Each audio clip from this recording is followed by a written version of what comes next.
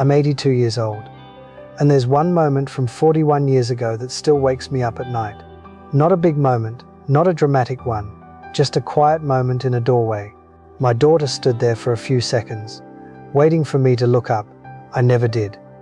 And that was the moment I started losing her. I didn't understand that at the time, of course. Back then I thought I was doing everything right. I was 38 years old and completely focused on building a career. I worked at a mid-sized firm outside Philadelphia. Nothing glamorous, mostly reports, meetings, deadlines, and people above me making decisions I wasn't part of. But I was ambitious. And ambition has a way of convincing you that sacrifice today will make everything better tomorrow. So I worked harder than everyone around me. I came in early, stayed late, took calls at night, missed dinners, missed weekends. And when my manager noticed my effort, it felt like proof that I was on the right path. I got promoted at 28, another promotion at 31. By 35 I was managing 11 people and had a title that actually meant something in that building. I remember the night I became senior manager. I was sitting in the living room talking on the phone with my father. He was proud. I was proud. My son was 4 years old, asleep in the next room. My daughter was 2. I don't think I checked on them that night. I was too busy talking about my future. At the time it felt important. Now it just feels sad. He was 4, 10 feet away from me, and I was already somewhere else. For years I believed something that a lot of people still believe. I believed providing was the same thing as being present. The house, the tuition, the vacations, every other summer.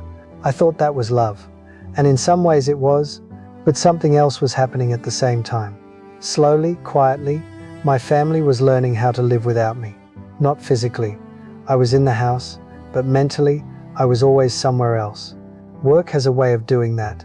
There's always another project, another client, another deadline that feels urgent. And there's always someone at home who eventually learns to stop waiting. I missed my daughter's winter recital when she was 7. There was a client call that couldn't be moved. At least that's what I told myself. I remember saying she probably wouldn't even remember it.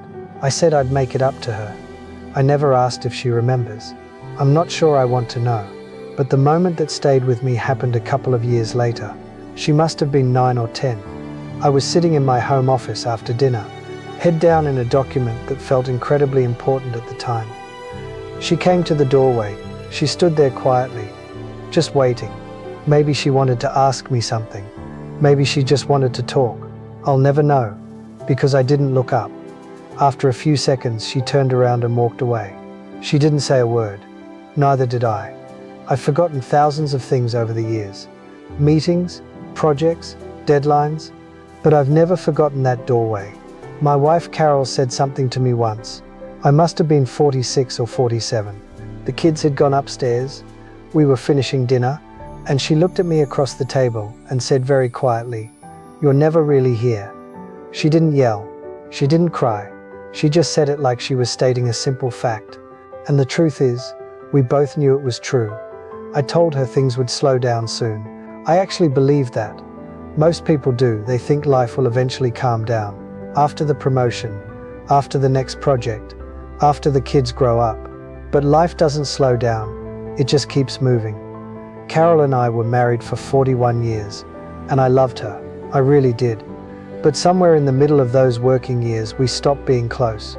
We became two people managing a life together, living in the same house, but not really living with each other.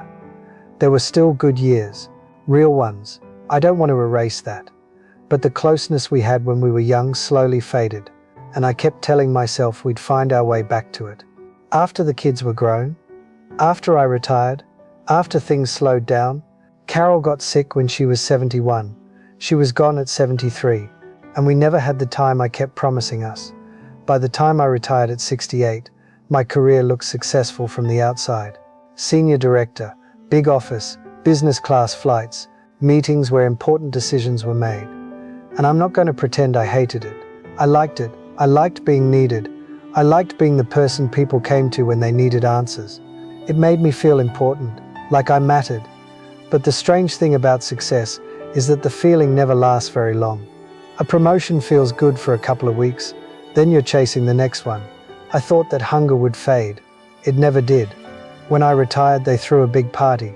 Speeches, handshakes, nice words about my career. Then I drove home. I walked into the house, and it was quiet. Within a year, the phone stopped ringing. Not suddenly, gradually. Emails slowed down, calls stopped. The people who used to need my opinion found someone else. I was replaced. Not cruelly, just practically. That's when I finally understood something I should have understood years earlier. The company didn't love me. Companies don't love people. That's not what they're built to do. But I had built my entire identity around something that could replace me in a week. My son lives in Seattle now. He's a good man, we talk most Sundays, but we're not close. Not the way I imagined we'd be.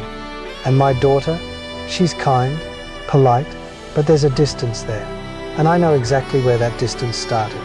That doorway, that moment when she stood there waiting for me to look up. You can't go back and sit with your child when they're 9 years old. Time doesn't work that way. They grow up whether you're paying attention or not. Sometimes I imagine finding myself at 38 years old. I wouldn't tell him to quit his job. I wouldn't tell him to change his whole life. I'd just tell him something simple. Leave work an hour earlier tonight. Go to the recital. Put your phone down at dinner. Look up when your daughter stands in the doorway. Not every night, just enough nights, enough moments that when you're 82, you remember yourself differently. But life only moves in one direction, forward. So all I can do now is tell you, if you're in your 30s or 40s, if you're working long hours and telling yourself it's all for your family, just remember something. You probably think you have more time than you actually do. Most people do. I know I did. And one day, when the house is quiet and the coffee in your hands goes cold, you'll realize something that took me a lifetime to understand. The moments that mattered most were happening while you were busy planning for the future. I'm 82 years old, and I hope you hear this before you have to say the same thing.